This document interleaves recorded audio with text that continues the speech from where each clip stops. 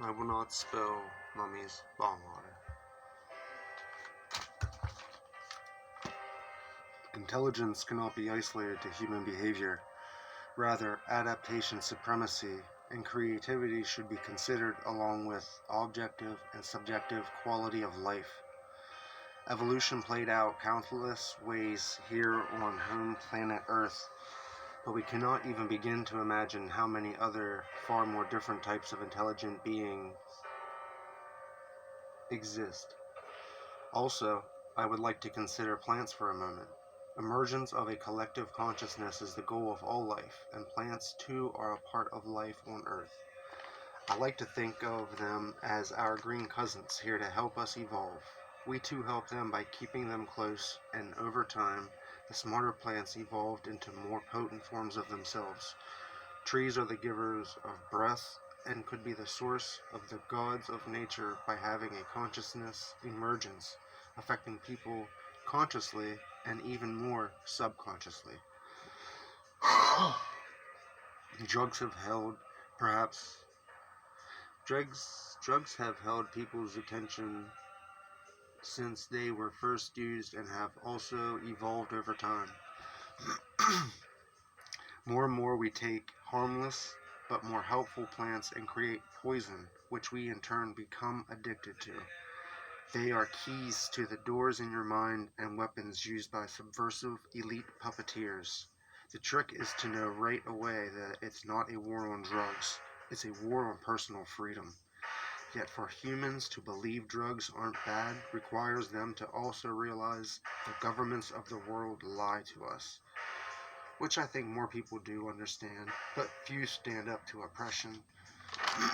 This was written in like 2003 or 4 or 5, just for context. We like to think we are us all the time. I am me, you are you, we share this beautiful world. That, however, is not the case. We are mostly us all the time, but a lot of the time we are under the influence of other forces. Our ego becomes fluid in nature while under the control of other egos. The ego is like a raging water hole that spills out and is filled constantly. The whole truly The whole is truly you, and the waters are these fluid egos that seek only to be reflected onto you and the world. These fluids were created to protect our core as children. As we grow, it's our job to remove and still these fluids. Still and remove, probably.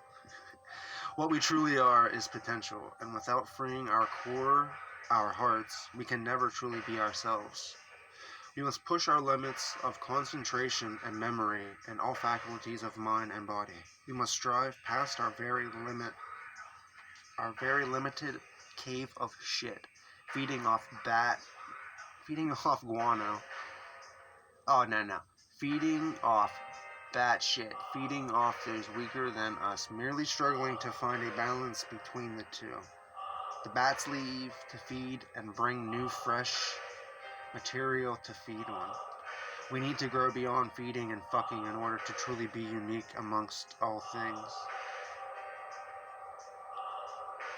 To be truly intelligent is to be aware of you having a certain quality of life. Truly, to be a psychonaut is a relatively lonely and arduous journey.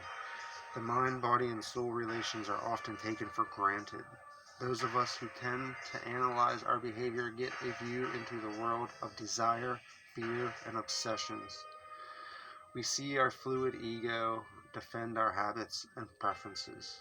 This, along with physical addiction, can keep a person trapped in their own cave for a lifetime.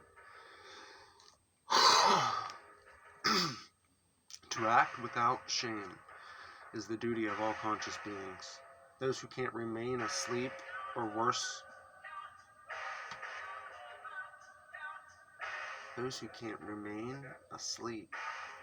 accursed. Fear is the mind killer. Once freed, the mind is a doorway to untold potentials. The problem is the mind has a hard time with the duty of acting without shame. That is a job for the heart, and in the heart is where we can realize all of our potential. The door of the mind leads to the cave of dreams within the heart. This dreaming from the heart is how beings express themselves in reality. Co-creation is the act of the many intelligences creating the one reality. This works in a strange way in which a lot of dogma and confusion shroud.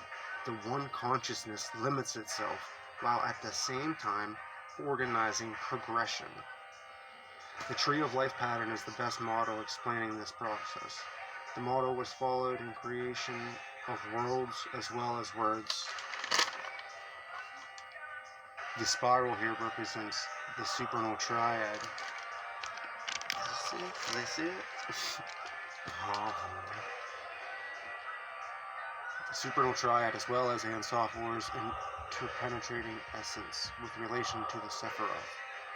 It is said Kether is so far beyond human intellect that truly we cannot reach it with our minds. And so in this way it is likened to Ansoph War. So in the spiral, a golden mean spiral, to be clear, we cannot see the beginning. Kether cleaves to the nothingness by being beyond our scope. Lina and Kokma are the dark and the light aspects of the spiral arms.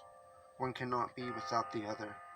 Truly these two are to express Kether in terms, and the most basic terms being point, line, plane. Now, this is not yet a 3D idea. It would be termed above the abyss.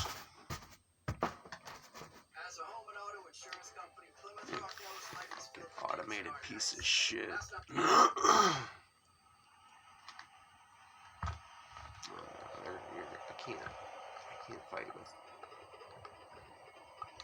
I can't fight with Tool for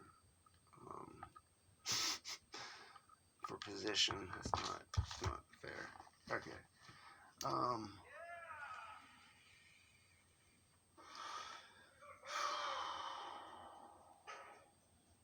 Point, line, plane. Now, yeah, this is not 3D. It would be termed above the abyss in terms of the tree of life. The supernal triad is in one sense two different levels and not one supreme level. The four worlds, 5 if you count Absoluth, divide the triad into the world of archetypes and creation. 5 if you count Adam Codman. Yeah, the four worlds divide the triad into the world of archetypes, which is Absoluth, and creation, which is Braya. This illustrates Kether's connection to the All by showing it's a lord of archetypes. The visions of archetypes are seen, but what is seen is not the message itself, but instead evokes a deep understanding of a particular truth/idea. The yoni and phallus are archetypes that allude to more than sex when viewed as archetypes, or as symbols that when viewed as archetypes, whatever. I don't have an editor, sorry. From the stimulation started by a collective archetype being viewed, ideas and emotions begin to arise in our understanding.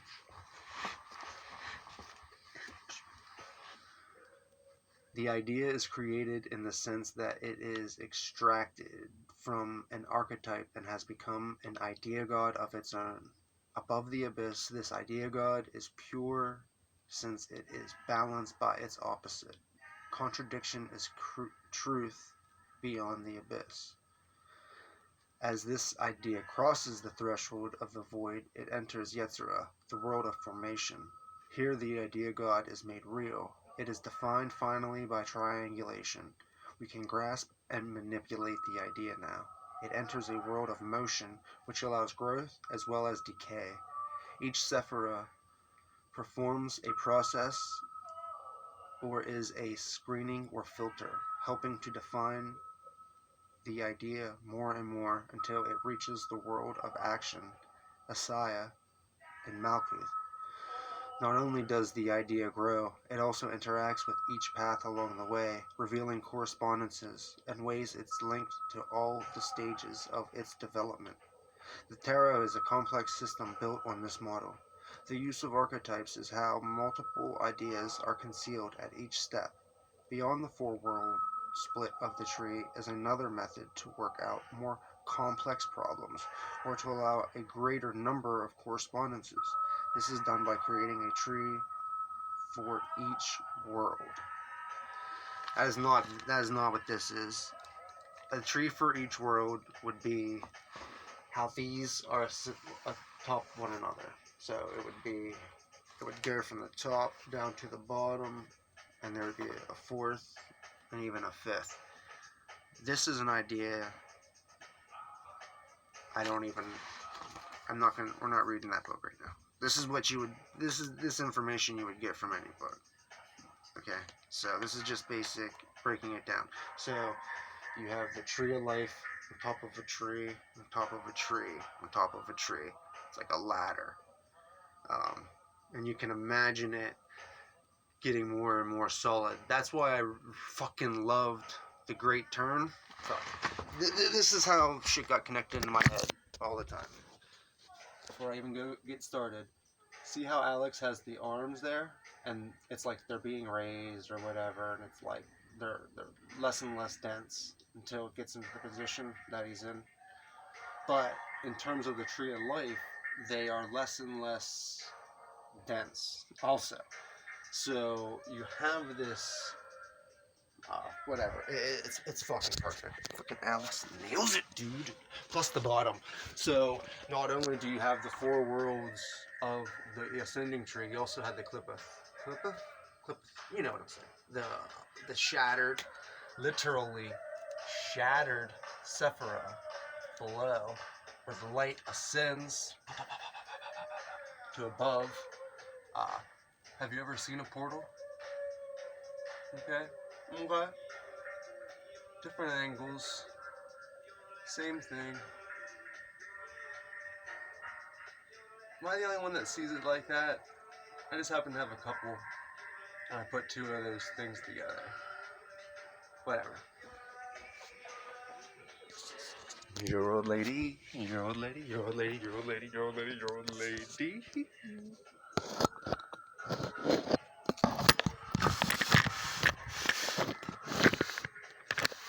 Ah, that's so good.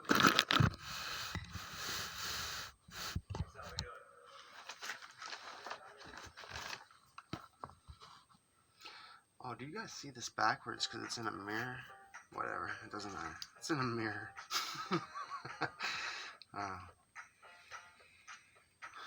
Okay. Pure threshold Yetzira.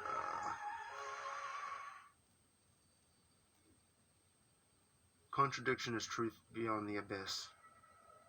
This is the abyss. This is why Tifereth is important, because it helps you balance your mind in the abyss. If you stay balanced in Tifereth, you can survive the horrors of the abyss and gain access to the superiors. Whatever. Here the crosses the threshold of the void, enters Yetzirah, the world of formation. Here the idea God is made real. It is defined, finally, by triangulation. We can grasp, manipulate, and I already said this. Filtering. Oh, yeah, dude. We're talking about each world that has four-world split. See, so it would look something like this. What do you say? What do I say? Yeah. See how the world, it's on top of each other. Boom.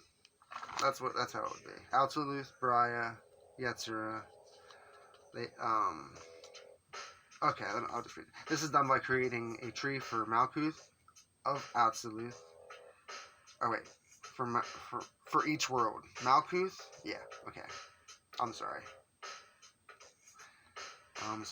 The use of archetypes is how multiple ideas are concealed at each step.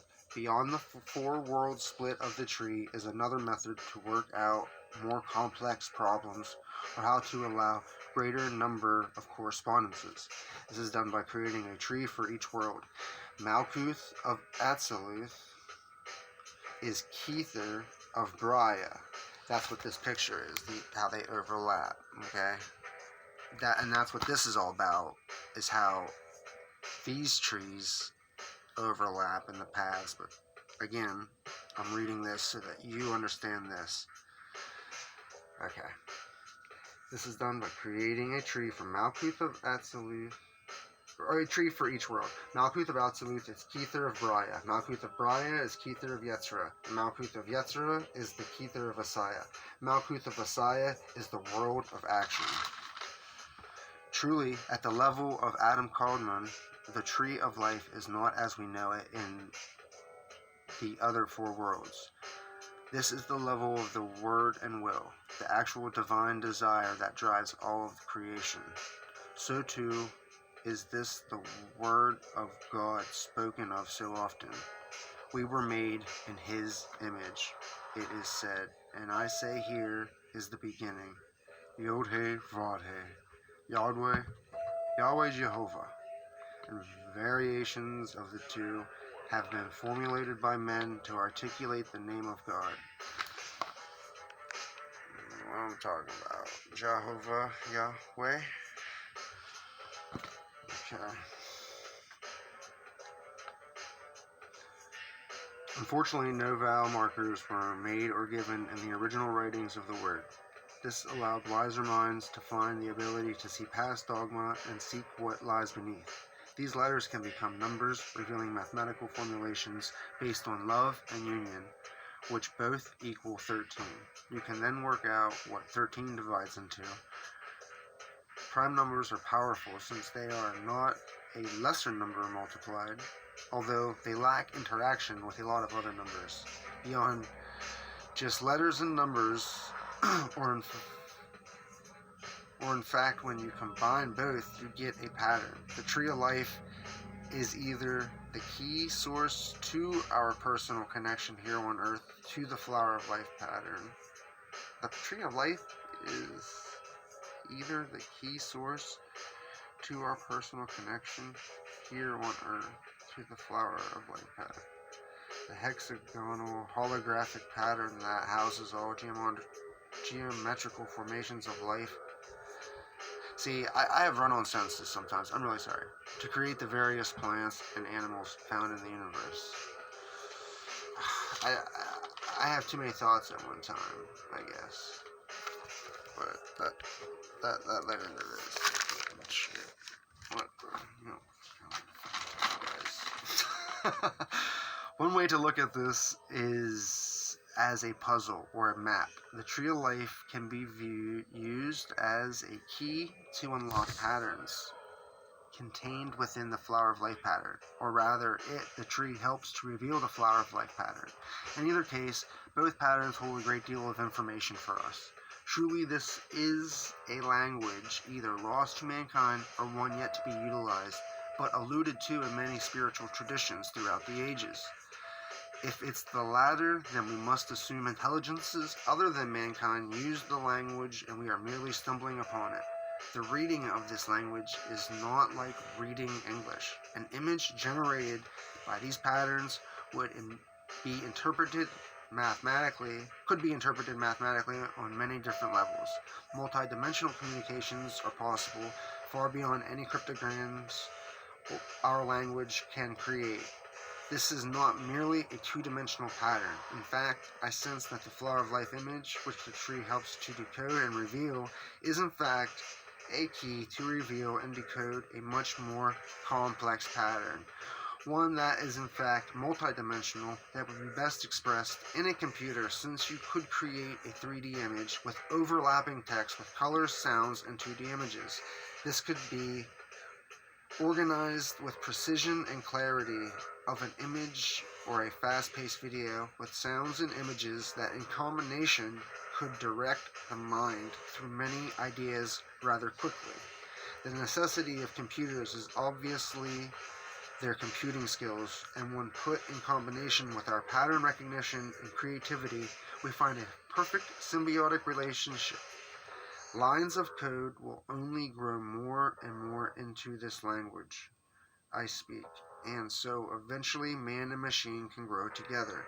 Self-replicating code is a process that alludes to a living language, and that is a way to imagine a supreme intelligence that rules and runs through the whole cosmos. What I'm getting at in this idea is that our very DNA is programmed by this universal will and word, and that all we do is a part of that same programming. There is no known phenomenon that is not of its intelligent design. Also, there is no thought, idea, no,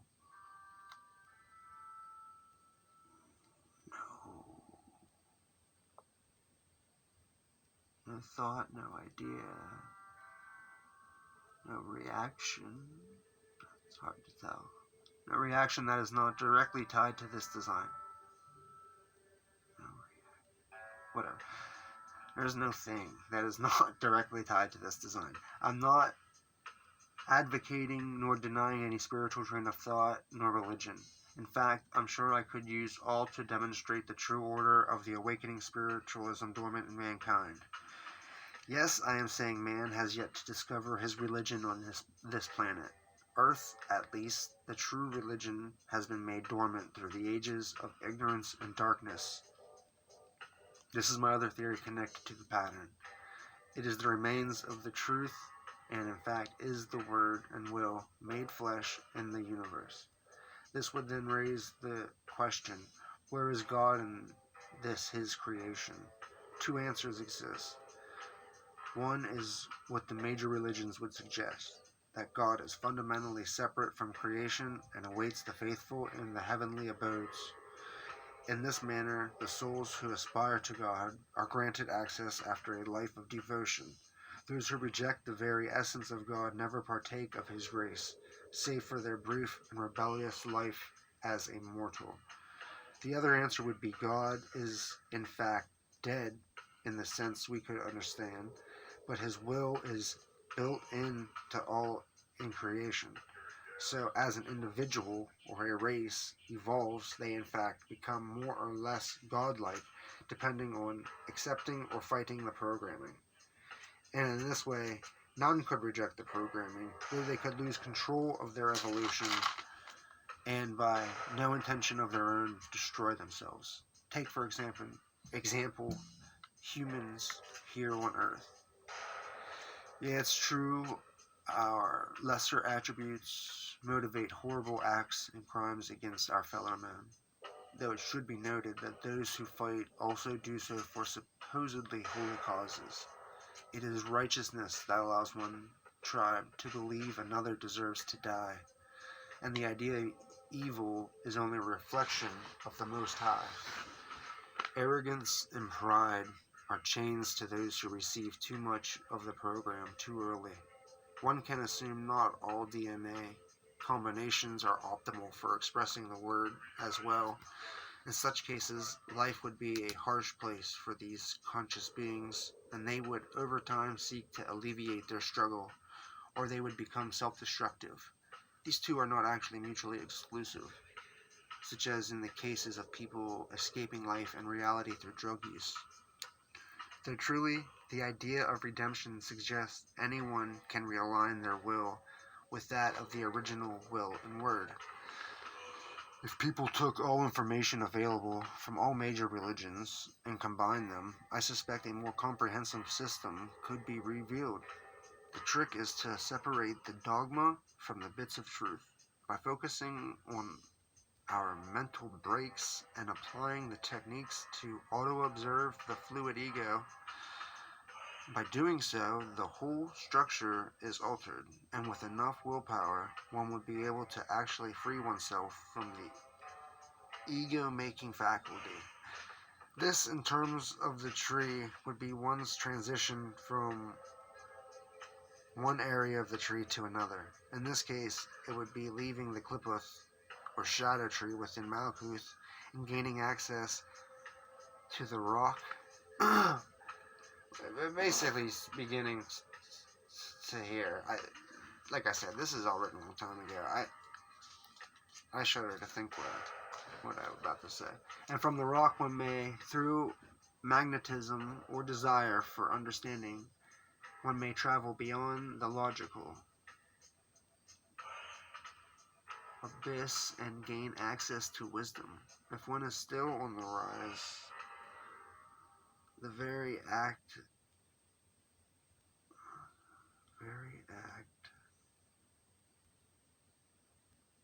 of mind, thought, and emotional expression could be could be transcended. See, he don't know what he's about to read. A lesser mind gives way to greater mind as long as one pushes conscious expansion. Conscious progression is a manifestation of the flower of life pattern in action on the small parts of the pattern. Being holographic and omnipresent, the pattern is itself the growing consciousness that is produced within the physical beings that evolve over time. Spirit uplifts matter, and the divided light, the fallen sparks, are drawn to one another. This is the meaning of the Holy Ghost. In Gnostic terms, it is said the Holy Ghost is concealed in generation. This is how being fruitful is part of God's plan. By combining DNA from each parent, a child is produced. Yet it is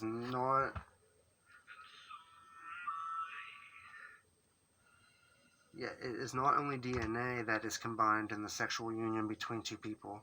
The sparks are joined together, and light assimilates its fractured self. The overall goal is to bring about the awakening of the many to the level of the original one. Whether the original one is still alive, it has been suggested that it is possible to create a copy without the original.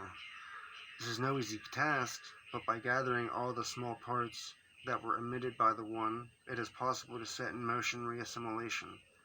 Being fragmented, the sparks are informationally fragmented and seek out completion. Though like a puzzle, one piece doesn't always fit with another. Cultures develop over time by a process of gaining new insights in mathematics, the arts, and sciences, as well as new social behaviors that develop through family and friend combinations. One can see that intermingling of minds can create a mind above and beyond the individuals involved. It's this writer's belief that the tree is a recurring combination that will play out in society as well as within our minds, the universe, and beyond. What is important is for one to know their place on the tree. This allows one to know how to function in society, as well as being prepared for the vices and other issues involved with interaction between you and others in your network. To understand all this, one must view it in many layers, as well as apply motion to the whole system. By doing so, one can begin to gain insights into their own daily lives. In this respect, the divinatory tool known as tarot is very similar.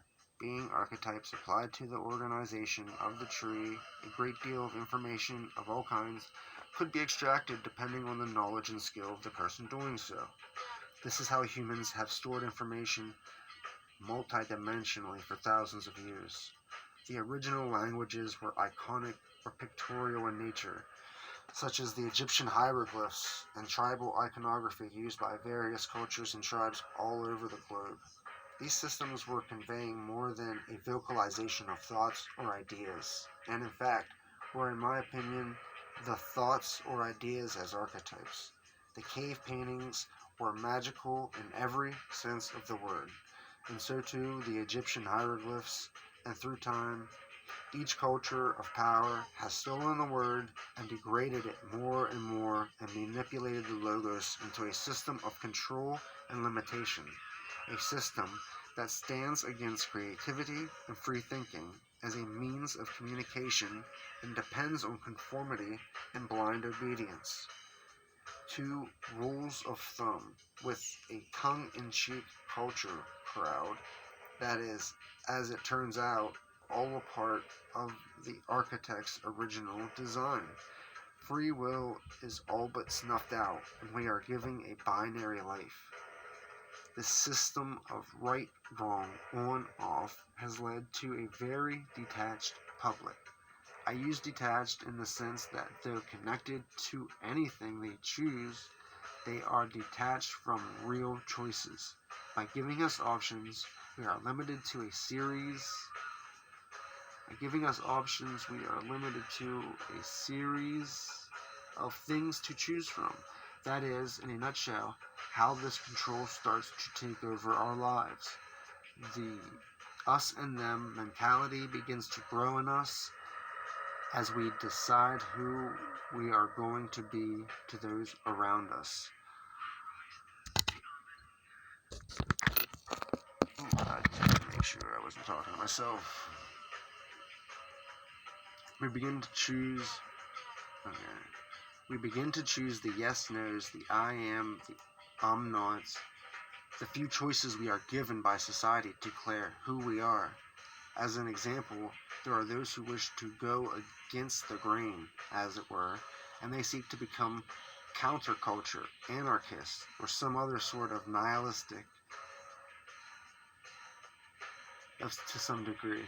By their own free will, they choose to say fuck all to the choices given by a society they don't support, and so they do their own thing. But I ask, this is written in 2003 or 5, whatever I said before, context. But as I ask, is that not foreseen by the architect, and in fact counted on by the officials of education, and especially those drones of the law? The voting system best illustrates the rebel as a piece of the binary system set in place, for the choice is not between any two or more persons in a voting booth. It is in fact a choice of voting or not voting. All men in position of power are corrupt, and all work toward the same goal. The choice given to us by those powers that be is not a noble gesture, but a scam. However, like all the great scams of the ages, this one is based on a true and sound principle that has been manipulated by greed and ignorance. So by creating ourselves, however we may have chosen to do so, we have limited who we are. We are this and this, so we could not also be that. In this sense, the languages we use have become limiting, both limited/limiting, fragments of what they truly are. Our words have lost their original power, though with a little intention and will, one can access this lost power. In this discussion, we must question whether or not language is a necessity to intelligence. Even better, what does a language system convey about the intelligence? Since we as intelligence beings do have language, we should consider what each language represents about the culture it is a part of. We have seen that over time, language can represent language can change, and it very often is a representation of the people who use it. The only way to know who we are is to know where we came from. America has a melting pot of tongues, and over time, people will begin to blend tongues more and more. Dude, look what I'm trying to read.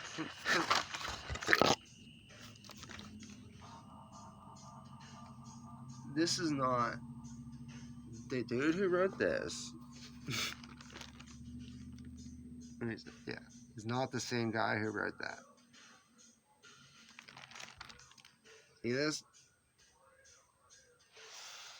There's at least 2 or 3 writers in my notebooks, and they have different writing.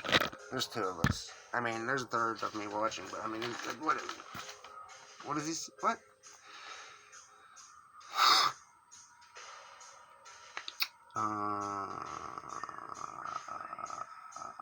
Man, it's so small. I need my fucking...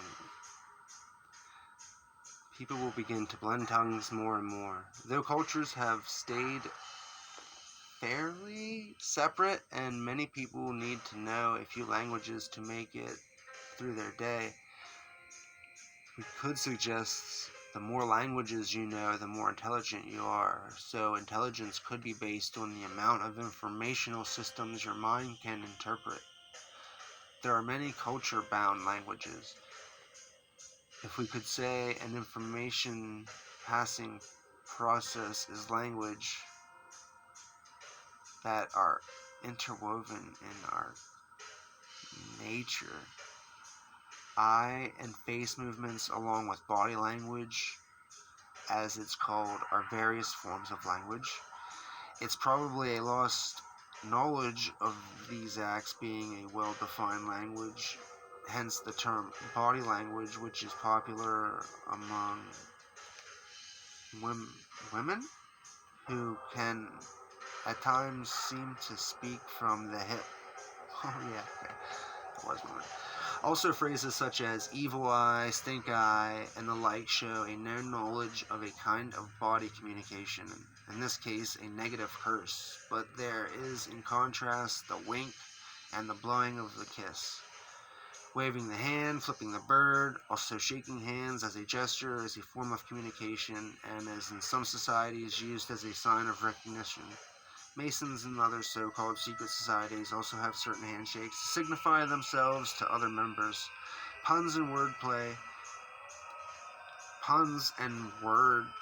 along with encryption and other types of language manipulation also show a society's intelligence and ability to work beyond the confines of even their own created language structure.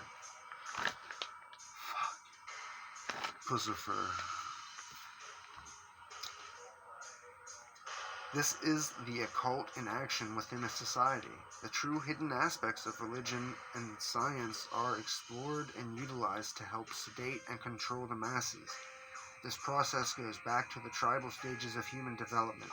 The priest caste in a tribe often controls information from outside sources and keeps the tribe a cohesive whole. Modern man have found tribes that actually kill any infant that shows signs of higher intelligence, quote unquote, to keep them from disturbing the infrastructure of the tribe.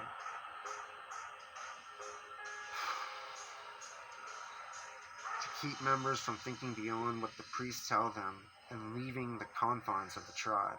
As cultures evolve, so too hold on, let me see if they're still listening. He's still listening. She's still listening. They're still listening. Shit.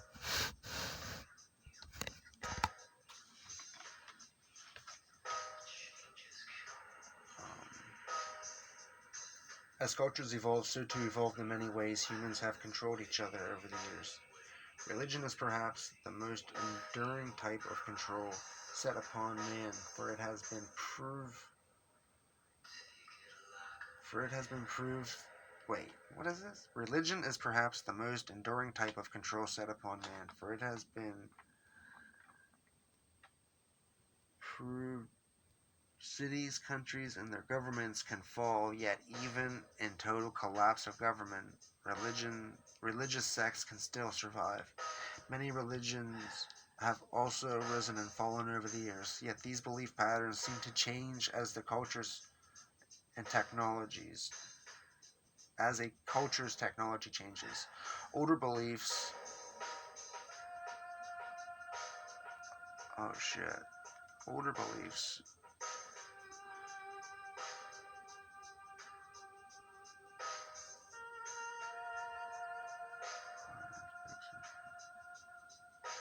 Older beliefs are aspects of nature and the cosmos. Worship of the sun and moon have evolved into astronomers collecting data, bringing down to Earth the knowledge of our solar system. One aspect technology changes affects the power struggle power struggle that is often illusion between government and religion. But in our day and age, a third veil has been revealed to those who have eyes to see. It or they have become the source of our voluntary enslavement to the New World Order, and we praise them in the name of convenience. And over the years, we've become loyal to these hidden masters. A government can fall, and a religion can become obsolete over time, and in both cases, the inner circle loses their stronghold on the masses, but our third control system can survive anything. At least most inner circle members can. It is the business model, the companies that supply the people with all the products and entertainment available. If a company is corrupt and caught, it is because they are either too greedy and brazen with toxic merch and etc. The CEOs, and then the CEOs often remove themselves from the problem. They can do this by moving their own titles around, ensuring they are not personally liable, or the whole company will change its name to try to distance themselves from the past bad publicity. The sad truth is, all the money people spend on food, clothes, entertainment, shelter, etc., all that money ends up in the hands of what has been dubbed the 1 or 2% of the richest of the rich. Thus, our slavery is exposed in society itself. All is a web designed to maintain order and control of large groups at once. So simple this game is, yet so serious it has become. Simply by giving the masses these binary choices like product A or B, car A or B, house A or B, beef or chicken, eat at home or go out, all these so-called normal acts are all designed to make us feel as if we were free to do what we choose. Yet choose pot over alcohol and see what happens. Yeah, written in 2005. Yet choose smack over pot and see what happens. There is a whole underbelly to our society. No, choose acid over pot. Yeah, and see what happens. There you go. Still got fucked up laws. There is a whole underbelly to our society that's deemed criminal. And so, in turn, they are placed in custody. They are institutionalized. And in a sense,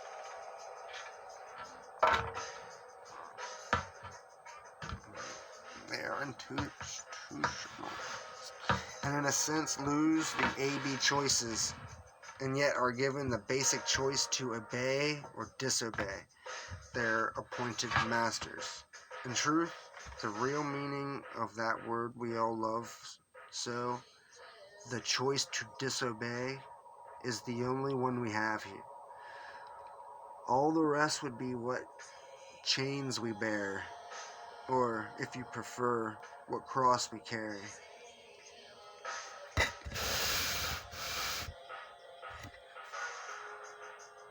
There is another choice in our world, and that is to ignore the status quo and all its choices and learn to become self-sustained. Now, I'm not saying you have to get off the grid to do this, but it is working in that direction. We all must learn to make contributions that can't be bought or sold, though often they are.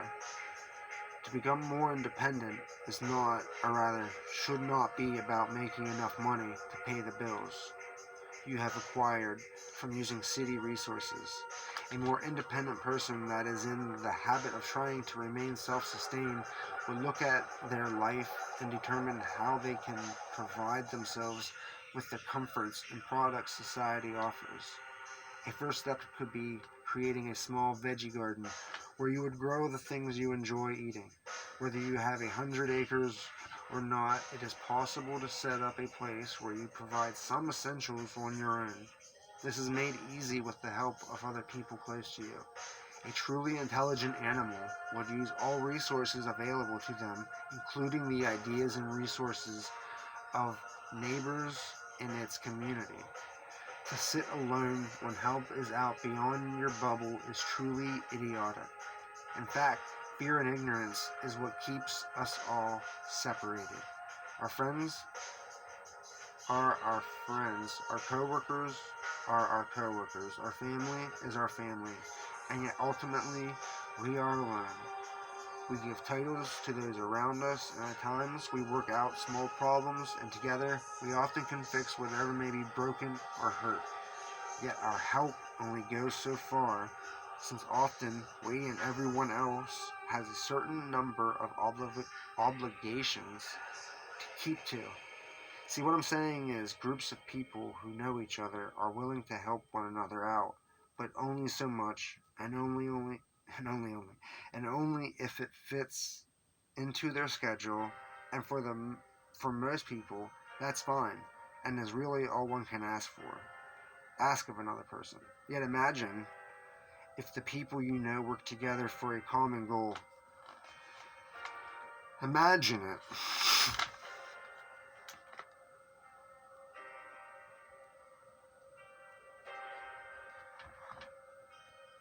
At our level of civilization and our communication capabilities, we as human beings should be able to grow past our current obsession with currency and pursue a global resource management movement. All the people of the world should have access to all the same things, limited only to the availability. Money in our culture is hollow and represents not value but greed. Technology, trade, and that's a note for me. If the world combined its many separate parts, we would be capable of any task imaginable. No project would be hindered by cost or the inability to obtain various materials. Instead, we could swiftly uncover truth after truth hidden in the very reality around us. Am I fucking talking to myself? Okay, got it. All science, where is he? All sciences could excel beyond our current vision of them and show all of mankind its true purpose. A purpose which I postulate includes all of us working together, pushing each other to do our best in whatever we are drawn to. Dude, I didn't even know I knew postulate until I heard Puscifer, but I wrote this in 2005. See how dumb I am? It's in my thing from that. I didn't. Whatever, guys. Postulations. Of course, not all people will be scientists, but my hope is to exceed beyond such labels and support the notion all we are is multidimensional beings propelled by spirit to uplift matter, to obtain the ability to learn and experience what is needed to create an eternal soul. To create a soul. I have a bunch of things written at the top of each other. Which needed to create a soul. An eternal soul of life, it says. An eternal soul of life. Our lives... Right. Right. Solar body. Lunar body. Wish you the best. Enjoy the body. Enjoy the body while you have it, body. Oh shit, I'm sorry. That's always going to be sour grapes. Our lives are meant to be spent learning and teaching our fellow travelers on this journey we call life. We are in a unique position to exist on this satellite, positioned as it is, so that we get a life with all of us here, where we go through so many changes, both big and small.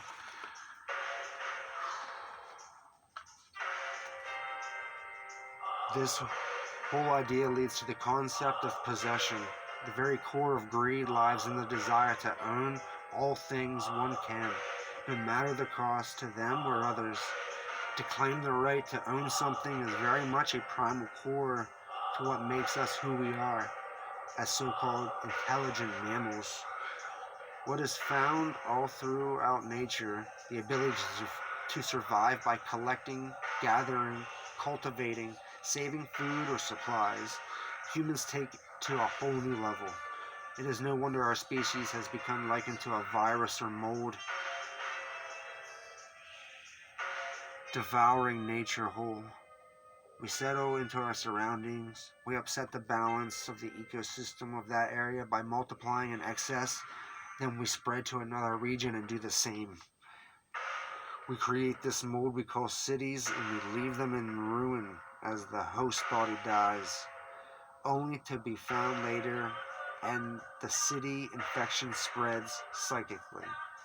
The problem we face is the inability to avoid attaching our emotional bodies to all the various physical doodads we tend to surround ourselves with. Clothes, CDs, DVDs, etc. TVs, PlayStations, and Xboxes, XYZ boxes, fucking beds, chairs, cars, houses, books, cunts, cocks, along with their tits and asses, homeboys, homegirls, blood brothers for life, friends, enemies, all in between. The road, the yard, the tree, your own bag of fucking weed. You see, we supply our future with things we buy now. We say, okay, I've got that couch problem solved. Okay, I've got that couch problem solved. We get so fucking hypnotized by the passive consumer culture, we forget most of the world isn't like this due to our own overindulgences. It's an issue that has to go to the richest and most powerful men and women in the world. That is due to the fact that they must choose to use resources purchased in bulk, wisely and together for a greater good beyond profit. It is present if accumulation of money grows to a certain point, and if intelligence is not applied, the value becomes irrelevant.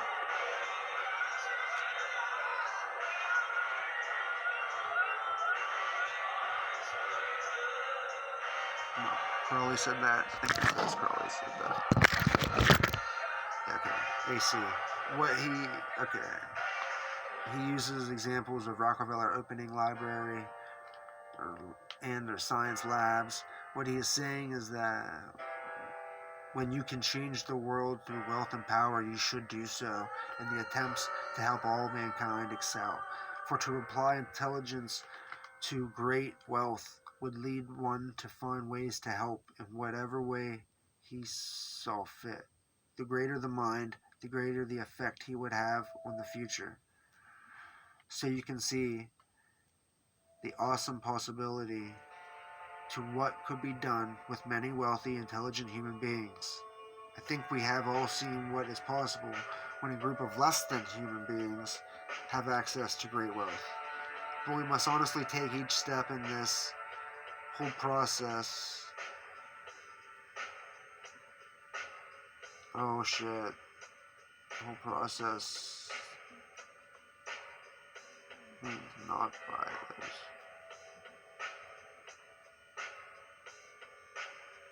It means being governed by those who have any. Being not governed by those who have anything to gain, and that includes endorsements. That just stopped. Okay, I'm sorry. It's going to stop. I know it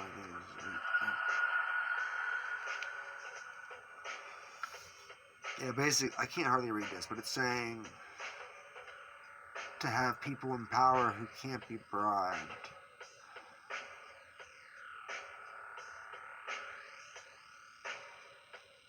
Have anything to gain, and that includes endorsements, bribes, payoff, etc. What we need to avoid is allowing impure companies and organizations to profit from our energies in any way, unless, and as you can see, this is a real big issue I've been dealing with. Unless we choose to create and include a parent company and her slave trademarks, it will, however, only ever to be used to either A, help uplift the human consciousness on some... Oh, see, this is getting to the agency shit. Okay. So there's a parent company that has sub-companies that are divided up that will take the fall. This is what if we're all one mind, what would you do if you were the richest person? Think of that constantly and be honest with yourself.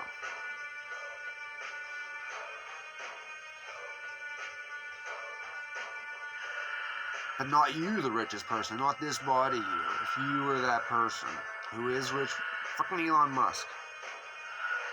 He's more connected than most of them. Okay. So our slave trade market will however only be used to either A, help uplift the human consciousness in some galactic alignment that created either an opening to the subconscious or simply another chance to affect millions simultaneously. But it's through commercials? What? Alas, we have unlocked a code. That may be enough to pull it off better next time. You see, the subliminal messages only work if one, they were watching the program uninterrupted, two, they were aware of the images or words, as in does the person connect to them enough to create an imprint that would last. There are many other problematic variables that continue to arise, like 3, how to assure the masses will all watch the same program at the same time. Unfortunately, this would all be easier back in the 1950s when TV was a timeout for all but the poorest families. But in contrast, we had not nearly the array of technology and tests done that explore the human mind under visual and audio stimulation. The outcomes can be quite silly, but the overall method is wrong. To give people dreams in which they seek out to buy or obtain their favorite pack of smokes or movie, soda, fast food basket of shit, dreams of driving beautiful cars with beautiful women telling you how hot you are in that black 2000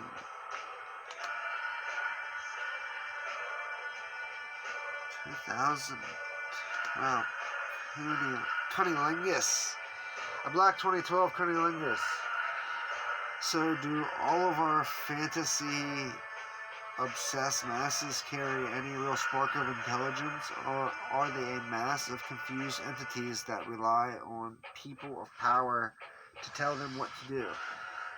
You see, the all too familiar class system in America is a free roaming police state, one where you're born into probation, and after proving allegiance time and time again, often by narking out a classmate to a teacher along the way, you will then be instructed on how to judge others and how to treat them according to their social class. This pack forming does not exclude the students' teachers either. They sometimes pride over the halls, omnipotent in their ignorant and petty affairs. Now, in most cliques or gangs, or what have yous, what is universal is joining the club through initiation. To the degree of seriousness this group promotes, the more serious. To the degree of seriousness the group promotes, the more serious the